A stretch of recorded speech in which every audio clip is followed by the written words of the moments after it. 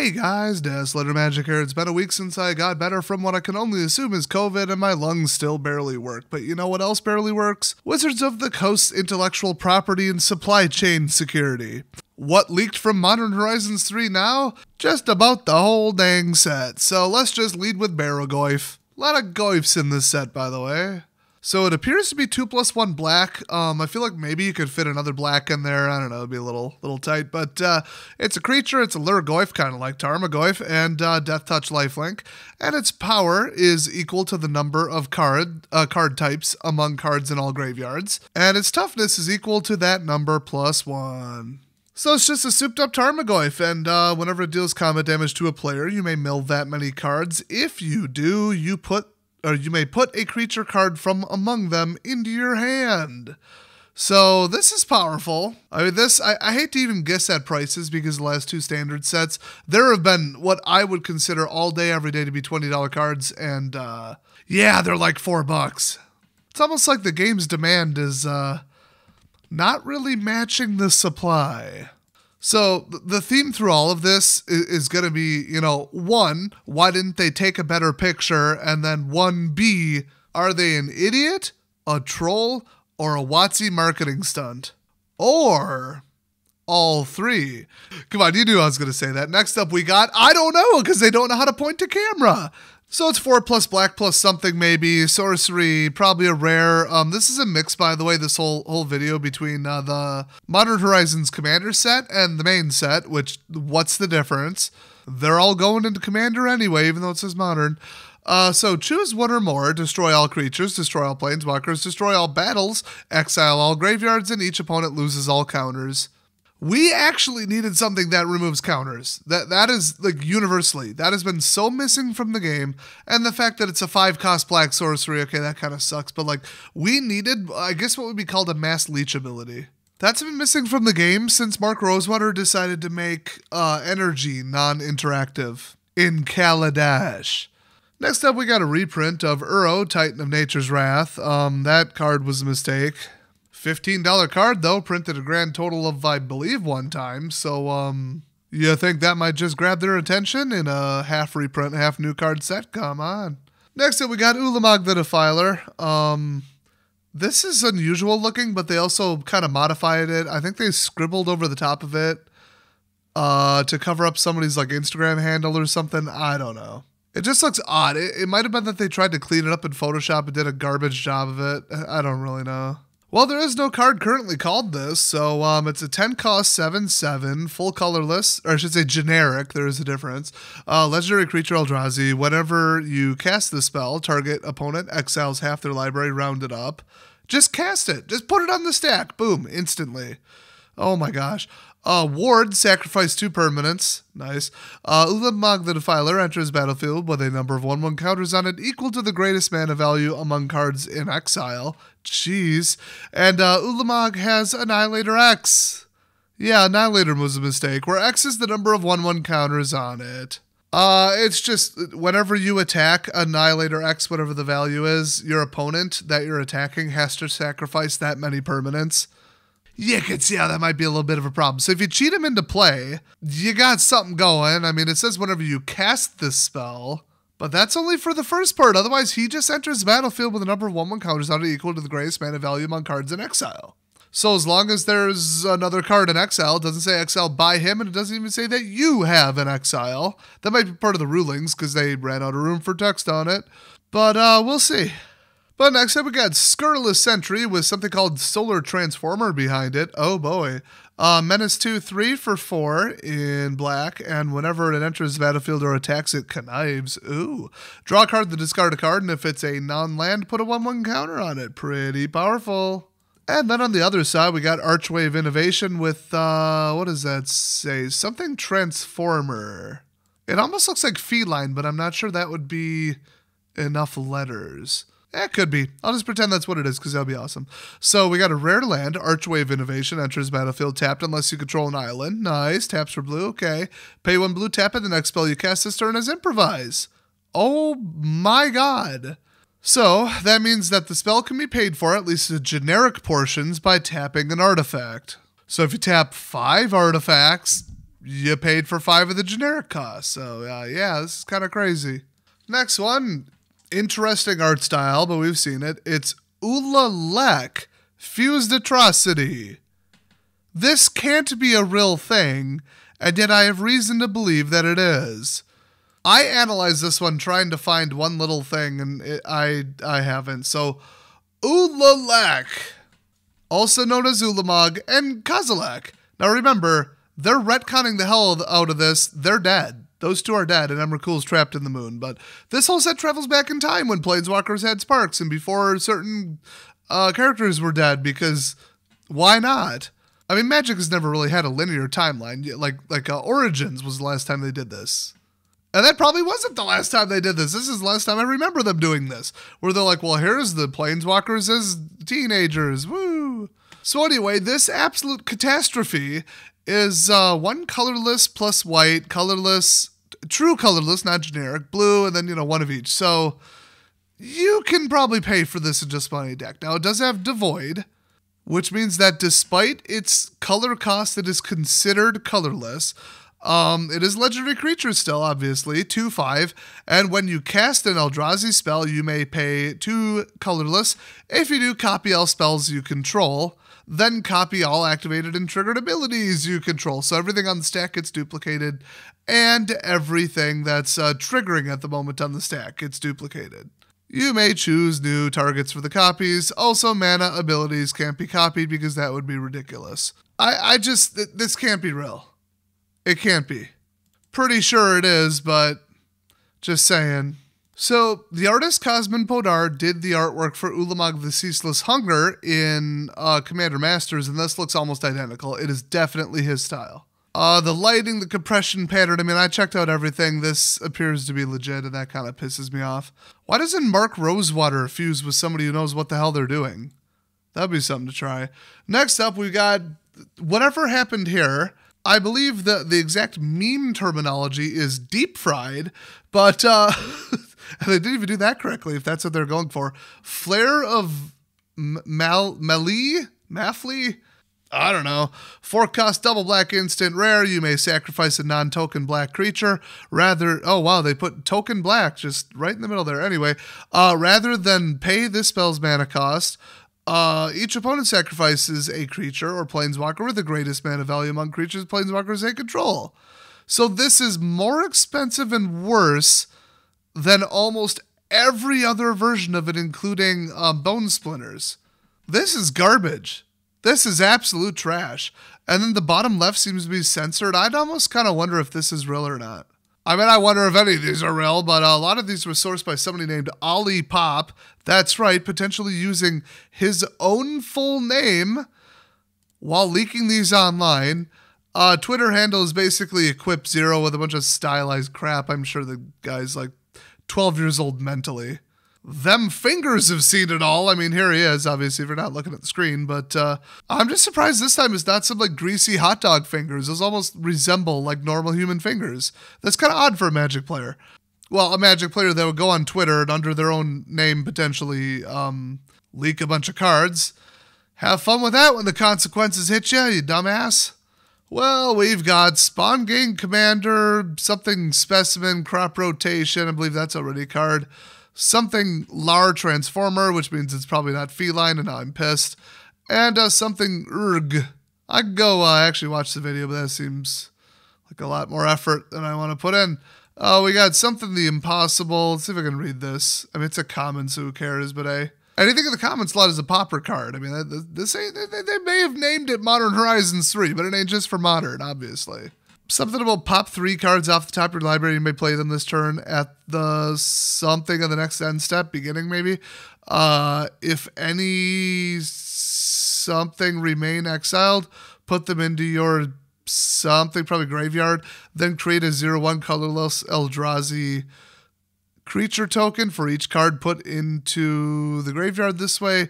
These tokens have probably sacrificed this creature. Maybe tap this creature. Tap would fit a little bit better with the space. And then add 1 colorless to your mana pool. Yikes.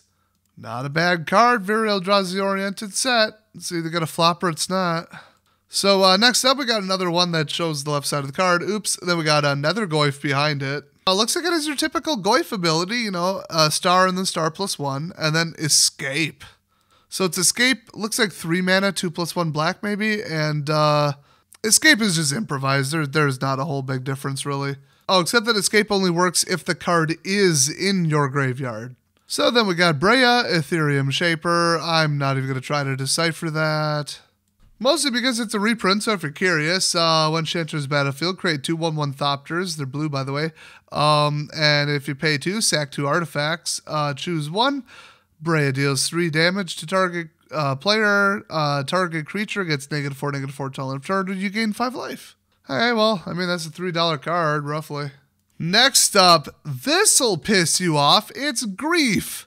If you think maybe you've heard of that card, it's because the entire community hates it, potentially including people who play it. This card has messed with some of the oldest formats and most powerful decks, and everybody can't stand it. This card was a mistake. It's currently a $48 mistake, and it was an MH2, the entire set of which was a mistake. Here, you tell me how this might be a problem. The cost, it doesn't matter. Menace, when Grief enters the battlefield, target opponent reveals their hand. You choose a non-land card from it. That player discards that card. Evoke, exile a black card from your hand. Yep, free spell. You know everything they got. You choose a combo piece out of it, and they can no longer play their stupid glass cannon deck. So you're a dick. The person you targeted is a dick for trying to pull off a stupid glass cannon combo, but that's the name of the game in some of these formats. So let's quote a little Fallout meme. Everyone disliked that. So the probability of this getting banned in the next year is 0 now that they're reprinting it. Then we got Fury, which is a $5 mistake from MH2. Double strike, when it enters the battlefield, deals 4 damage, divided as you choose among any number of target creatures and or planeswalkers, and then evoke, exile a red card. So another free spell. Who would have thought that might be a problem? Oh, and it says on the bottom, special guest. So these are MH3 special guest cards. MH3 being a set which already has 50% reprints. They felt the need to do a special guest. Wow. Greedy, overprinted trash.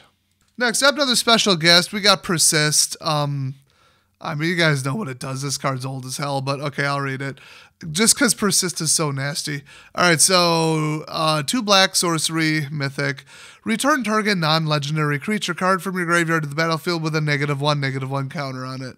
Now, Persist is actually a keyword directly on certain cards, and it's about as broken as you think. Undying is the opposite, where you get a +1/+1 counter that's harder to remove, but guess how you remove a -1/-1 counter on it? And the actual Persist keyword says if it dies and doesn't have a -1/-1 counter on it, then bring it right back. So you could flicker it, or you could put a +1/1 counter on it. So Persist is pretty nasty. Undying is nasty enough, but Persist was a mistake. And this was the card that started it all, I think. Okay, little correction there. No, this was only ever printed in Modern Horizons 2. I thought this card was in like beta. Wow, so this is just like Modern Horizons 2 anthologies or something. This whole set is so transparent. Next up, we got Meltdown. People are losing their minds about this one. I haven't actually read it yet. Red +X, destroy each artifact with mana value X or less. Holy crap. I could see why people don't like that. You know what? Artifact players are such assholes. Why not? Why not have a Windstorm for just artifacts? Next up, Tarmogoyf Nest. Because of course it is. It's a Kindred enchantment. What the hell is that? Boy, don't you wish that wouldn't have leaked. This is in the Commander's set, but who knows where else it is. It's a 3 cost, Kindred enchantment, Lurgoyf Aura. And it's in green enchant land, and enchanted land has pay 2, create a Tarmogoyf token. It's a, oh my god, a 2 cost Lurgoyf creature with Tarmogoyf's power is equal to the number of, you know what it does. Creature types +1. They've now made it into a token now that the original Tarmogoyf, one of the all-time most expensive cards in recent, like the modern era, I guess you would say, hit like $4 because they power crept the game so far that it's useless. And now we circled around to it being a token. I have a feeling that a Kindred enchantment is precisely nothing. They just put it in there to act as another type for Lurgoyfs. So next up we had what I thought was just a reprint of Lurgoyf. I kind of wonder what this is now, because this doesn't match Lurgoyf. So back in the day, 5th edition, Lurgoyf was the only Lurgoyf, and then I believe Tarmogoyf was number 2, if you don't count, shapeshifters or whatever. But yeah, this is Trample and Myriad, so whenever this creature attacks for each opponent other than defending player, you may create a token, copy that's tapped and attacking that player or a planeswalker they control, exile the tokens at the end of combat. So you split up, attack everybody, you get ETB effects, which is kind of nasty, then you get leave battlefield effects. And then the bottom, you'll never guess how his power and toughness are calculated. Honestly, with the power level of the game, I think every one of these Goyfs is dead on arrival. Hate to say it. Next up, Grist the Hunger Tide, for all the haters who said that it was fake. That's all I'm going to say because I already covered this. Then we got Flare of Duplication. And then they deep fried it, ha ha ha. Anyway, those mana symbols don't look right to me, but whatever. So it's 2 red plus 1 generic instant. You may sacrifice a non-token red creature rather than pay this spell's mana cost. Copy target instant or sorcery spell. You may choose new targets for the copy. Even that art looks familiar. I'm starting to very much doubt this one. They may be doing, what they call like a cover-up or a mask job. High compression and high artifacting is a way to hide high fakery. So it is my opinion that this one's fake. Next up, another atrocity of a card here, Azlask the Swelling Scourge. I don't know what's going on with the duplication there, but I didn't even look into this. Honestly, it's probably from the same person. They're all probably fake. The text doesn't look right, but I don't really know what they did to filter this. It's very odd. I mean, they could have done like a motion blur, like an anti-motion blur, then enhancement. I don't know. But legendary creature Eldrazi, 3 cost 2/2. Even the 2/2 doesn't look right. This is so fake. Whenever Azlask the Swelling Scourge or another colorless creature you control dies, you get an experience counter. Oh boy. Then pay 1 of each color of the Skittles rainbow. Creatures you control get +X till end of turn, where X is the number of experience counters you have. Ooh. Scions and Spawns you control gain Indestructible and Annihilator 1 until end of turn. That is ridiculous. And then next up we got Brainstorm, Cephalid Coliseum, Unstable Something, Detectives Phoenix, and Emerald Medallion. Emerald Medallion is from way back in Tempest. Damn, okay. Just simple, drop it in for 2, and then your green spells cost 1 less to play, so you could imagine what the other 4 do. Next up, we've got Echoes of Eternity. That's kind of creepy looking. It's 3 generic plus 3 colorless. Kindred Enchantment, Eldrazi. Oh boy. Maybe that means you can equip it for free to an Eldrazi. Maybe there is like a definition there, but I don't know. Or maybe it has to be an Eldrazi. That'd be interesting. If a triggered ability of a colorless spell you control or another colorless permanent you control triggers, that ability triggers an additional time. Oh boy, Eldrazi Harmonicon. Wonderful. Whenever you cast a colorless spell, copy it, you may choose new targets for the copy. That is absolutely stupid, but then again, this costs 6. Then we've got Kappa Cannoneer, Sylvan Safekeeper, and Necro Dominance, which is a brand new 3-cost black legendary enchantment. Ooh. Skip your draw step. At the beginning of your end step, you may pay any amount of life if you do draw that many cards, but only at the end of your turn. Yikes. And then your maximum hand size is 5. This is ballsy. If a card or token would be put into your graveyard from anywhere, exile it instead. Now, I thought there was a rule that said legendary enchantments could only be cast if you control a legendary creature or something like that. Now, they did something like that. I think it was in Dominaria. But I think this is literally just a legendary enchantment, like an enchantment that is legendary. So you can only have 1. This is driving me nuts now. I can't think of what that was. Well, anyway, this card's bonkers. And behind it, of course, because I mentioned it, Sylvan Safekeeper and Kappa Cannoneer. Let's take a look at Razorfield Ripper. Thanks, whoever scribbled out some douchebag, immature get famous by doing a stunt dumbass who obviously put like their Insta or their frickin' Twitter on there. So, Razorfield Ripper, also known as Chip the Ripper. We got 3 cost white, artifact creature equipment rhino. An equipable rhino. Ah, yes, I see you've also seen Ace Ventura: Pet Detective. So whenever Raising Field Ripper or equipped creature attacks, you get 1 energy. So that's back, which I think we already knew. Then it gets +X until end of turn, where X is the amount of energy you have. That's pretty broken. Reconfigure, pay 2 generic mana or 3 energy, and then attach to target creature you control or unattach. Interesting. Hard to set up with the support or lack thereof for energy, but my god, is that powerful. Next up, Flare of Denial. That actually explains what they cast on their stockholders to make them actually buy the stock up another $10. So it's 2 blue, 1 generic instant, and you may sacrifice a non-token blue creature rather than pay the spell's mana cost, target or counter target spell. Oh good, it's Pact of Negation except good. In formats other than, you know what I mean. Yeah, I value this at about $1 million a card. Tell me I'm wrong. Next up, it's not your boy Muldrifter, it's Nulldrifter. 7 cost, full generic creature, Eldrazi Elemental, because that makes sense. Whenever you cast this spell, draw 2 cards, flying, Annihilator 1, and evoke 3. So the evoke is just divination, literally the card divination. You're paying 3. As soon as it enters the battlefield, you sack it, but you get an ETB and leave the battlefield effect. Yeah, Annihilator sucks, by the way. Next up, this just keeps going. We got Thief of Existence, Shilgengar. Oh, Gengar, yeah, from Pokemon. Sire of Famine, Volatile Stormdrake, and Pearl Ear Imperial Advisor. So, Thief of Existence is 1 generic, 1 colorless, 1 green, 3/4 creature Eldrazi. It's devoid, which means it has no color identity. And when you cast this spell, exile up to 1 target creature, non-land permanent that opponent controls with mana value 4 or less. Yikes. If you do, this card gains when this creature leaves the battlefield, target opponent draws a card. Oh, well that makes it all worth it. Why does this green card have a white ability? Well, Mr. Gengar here is a legendary creature, Elder Demon, 5 cost, 6/6 flying. Sacrifice another creature, create a blood token. If you sacrificed an angel this way, create a number of blood tokens equal to its toughness instead.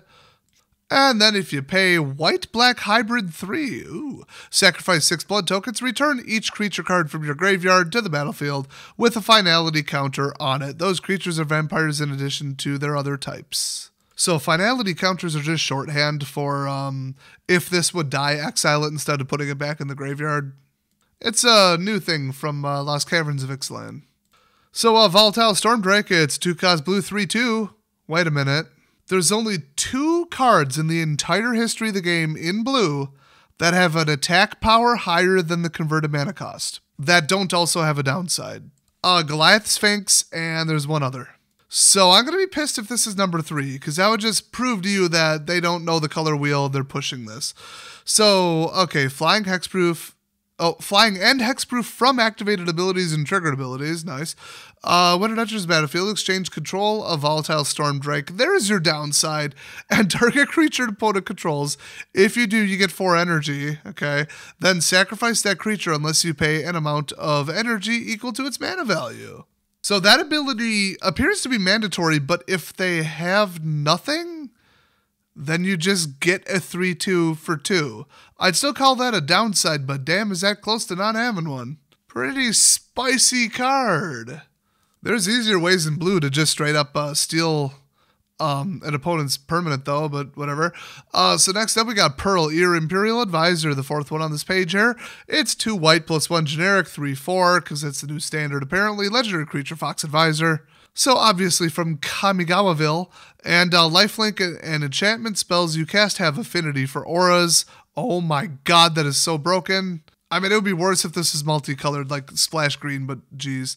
Whenever you cast an aura spell that targets a modified permanent you control, draw a card.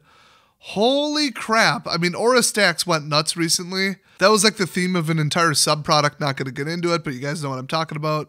And this just made it infinitely worse. Next up, Sapphire Medallion, in case you forgot that Emerald was already in her. And then next up, we got Harbinger of the Seas.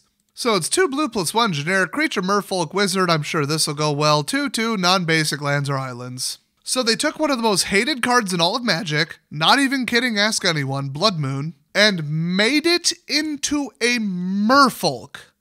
They're just screwing with us. They are literally just screwing with us at this point. Gee, why didn't you give it Cascade? But Dash, it dies to removal, not in a Merfolk deck. This thing will have Ward hexproof 2 times over and indestructible before you can even blink. This is garbage and I hate it. Why would they even print trash like this? So next up we got this interesting pile of cards. It's barely legible. We got another weird poorly drawn profile art picture thing on the top there. We got some kind of sword. I could probably match it if I gave a crap. We got, is that Gisa the Restless? Oh yeah, I remember. That used to be a daytime television soap. I don't know. I don't remember Gisa having that color alignment, so I'm not sure what that says. Oh, we got whatever the hell that says. Then we've got Ulalek Fused Atrocity. There you go. Proof that it exists. And then it's the front card on, I believe, one of the commander decks is what this would be. Awesome. I really want to know what that top one is. There might be a better version of this floating around, but I couldn't initially find it. It's definitely legendary something noble is what it appears to be. And the text is too compressed to read, so good job there, dumbass who leaked this. Okay, I really wanted to know. So I ran this through some corrections, and it appears to be something Queen of Vesuva, maybe? Or Vesura, or I don't know. Pretty sure one of those is a place. Legendary creature is all it says. I thought it said something else. And it is a Shapeshifter Noble, I believe is what that says. I'm pretty sure it says when this card enters the battlefield and then something. It's like something up to 1, maybe target land, I think is what I got out of one of the extrapolations. If the data ain't there in the first place, I'm just guessing. But that is what those syllables kind of resemble. So blah, blah, blah, something up to 1 target player, I believe, it's repeated. That's why I got a little more out of it. And then I have no idea. The next paragraph starts with the word each, and then the next one starts with the word exile. Or they both say each, or they both say exile. It's about all I got, unfortunately. There's a couple more leaks that were really, really hard to read. I think we got Oblivion Sower. There's a reprint there. A couple other Eldrazi reprints. I mean, shocker, so I'm not really going to cover them. And that's about it for now, but we're getting more and more leaks. I mean, some of these are only like 6 hours old, so yeah. Subscribe if you don't want to miss the rest, and thanks for watching. I'll see you guys next video.